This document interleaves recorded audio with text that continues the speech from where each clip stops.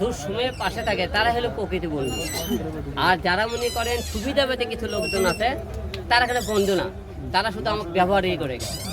ঠিক আছে, তাই আল্লাহ পাক মনে করেন আমি কারো ক্ষতি করব না, কেউ যদি আমার ক্ষতি করে আল্লাহ তাদের ক্ষতি করবে। আমি আমার কর্তব্য পালন করে যাব এবং আমার কাছে যে কোনো মেয়ে আসলে অবশ্যই আমি তাদের কাজ করার সুযোগ করি। তবে আমি আগের থেকে এখন যাতে আরও সচেতন হতে পারি, কোয়ালিটিফুল কাজ করবো আর মেয়ে করাটা যেন কোয়ালিটিফুল থাকে আশা রাখি। শেষ প্রশ্ন, দেশবাসীকে কি বলতে চান? আপনাকে কি ভালো চোখে দেখতে চান না খারাপ চোখে, কি বলতে চান? দেশবাসীকে একটা কথা বলতে চাই, মিথ্যা মামলা কাউকে কেউ আটকে রাখতে পারে না। সময়ে হয়তো তাকে হয়তো মনে করেন হয়রানি করে, এই মিথ্যা মামলা আমাকে আটকে রাখতে পারেনি।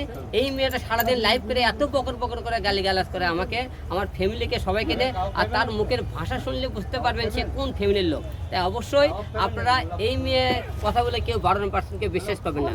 ওর খালি কথাই কথা টেকার করো, আর কথাই কথা কেউ কোনো কথা খালি মামলা করার গরম দেখায়। ঠিক আছে, এখন মনে করো সে নিজেই মামলার উপর থাকবে, এখন সেই মামলা আশা